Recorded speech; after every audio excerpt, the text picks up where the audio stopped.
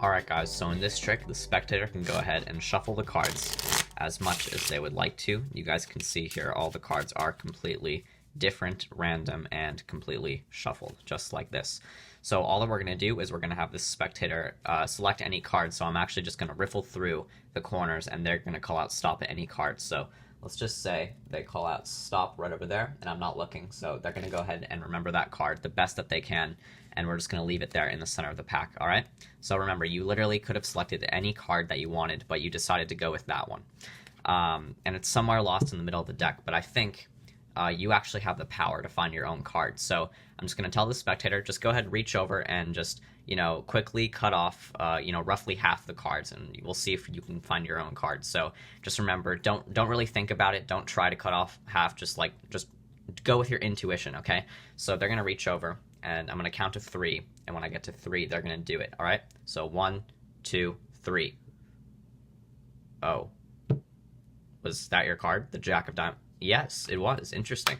The spectator cut the cards themselves. They literally could have cut anywhere, and they also picked any of these cards. But that's really interesting. So anyways, guys, that's the performance for the trick, and now for the tutorial. Alright guys, so here's the tutorial for the trick that you just saw. So I wanted to bring you guys a very simple card trick where the spectator actually finds their own card by themselves. You don't even touch the deck, and they can literally find their own card. The basic principle for this trick is having a deck that has like a natural break when the cards are reversed. So let's just take half the cards and turn them over. It's really, really small here with this deck, but maybe if I give it a nice bend like this, then you can actually see when I flip over some cards there. Now you can really see that natural sort of break that just occurs when the cards are reversed. So that's the basic principle that this trick revolves around. So basically, you're just going to have a card selected, and then whatever the card is, you're going to basically just return it halfway into the middle of the deck, and it's going to be facing up. And then what you're going to do is you're going to set the deck on the table, and you're going to have the spectator just quickly cut off a small amount of cards. And if they do this, I'd say 60 to 70% of the time, they will actually be able to cut to their own card by themselves. And this is only because of the natural break that's happening between the face up and the face down cards. So I will get more in depth of how to do this correctly. So before you do anything, you're gonna have the spectator just give the deck a quick shuffle like this.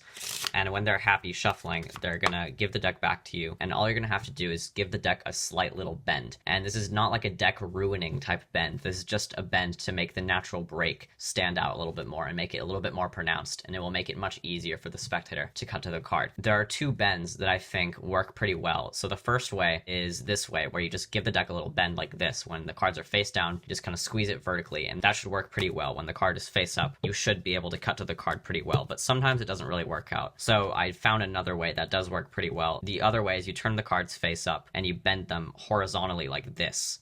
You just give them a little squeeze like this, and when you do that, the cards will be bent sideways, and when the card is face up, it should be pretty easy to cut to it like that. So that way, for me, works a little bit better. But you guys can experiment with your different decks, because every deck is a little bit different. You're going to start off the trick by having the spectator select any card, and then you're going to be returning it into the middle of the deck face up, so it's actually going to be facing the opposite direction. So there are many ways to accomplish this, but my favorite way is actually a way that Jay Sankey teaches in one of his YouTube videos. I forget the exact name of the move, but it's a really cool way to reverse a card in the middle of the deck after a spectator has simply peeked at it. So basically, you're going to have the spectator peek at a card. It would really look like this. So you're going to basically have the spectator look at any card, because they're looking at the cards this way. They would see this. So you're riffling through with your index finger here. You want to sort of time the riffle so that they say stop roughly at exactly half the cards. Basically what's happening is they're going to say stop anywhere. So let's say they say stop here at the Queen of Hearts, and then you're going to basically insert your pinky there as you continue to riffle, and that's going to keep break where they said stop. So their card is right here, and this is the Jay Sankey move that he teaches. So what you're going to do is essentially you're going to be lifting the top half of the deck up just slightly, and your fingers here are actually going to be sliding that card, the bottom card of this pile, out, and this is going to be their selection here. And you're actually going to clip it in between your pinky and ring finger.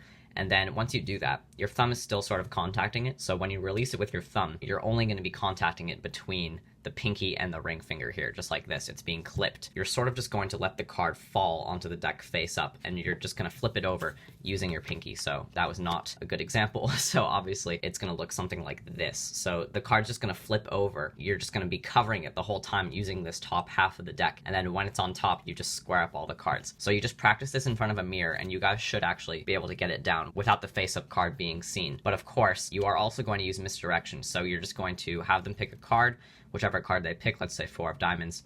You're going to keep the break, and then as you're doing the move, you don't want to bring attention to this move. You just want to be talking to the spectator. So just say, all right, so in this trick, I'm actually going to have you find your own card.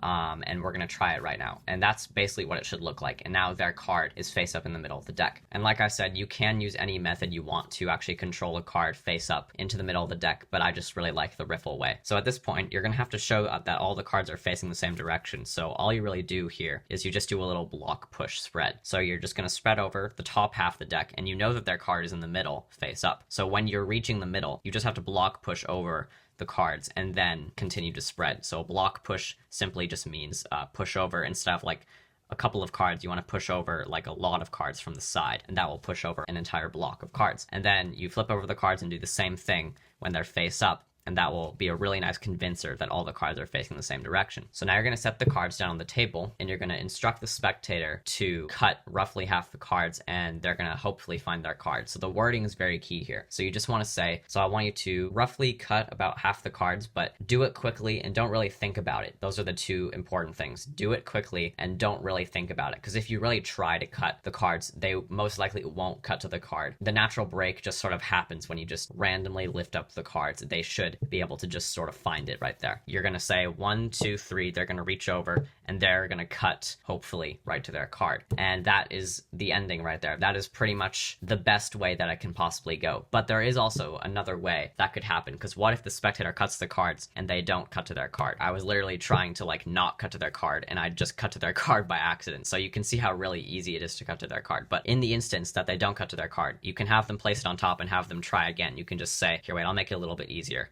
Snap, and now they try it again. They might be able to get to it now.